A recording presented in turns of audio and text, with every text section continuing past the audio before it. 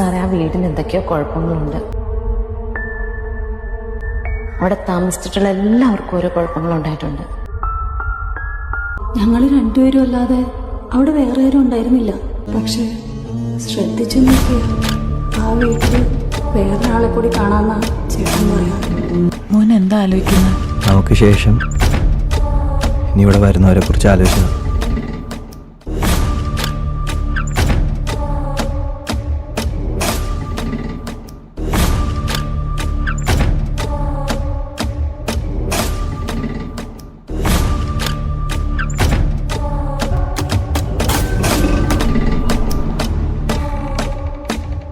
അല്ലാതെ അവിടെ വേറെ ആരും ഉണ്ടായിരുന്നില്ല.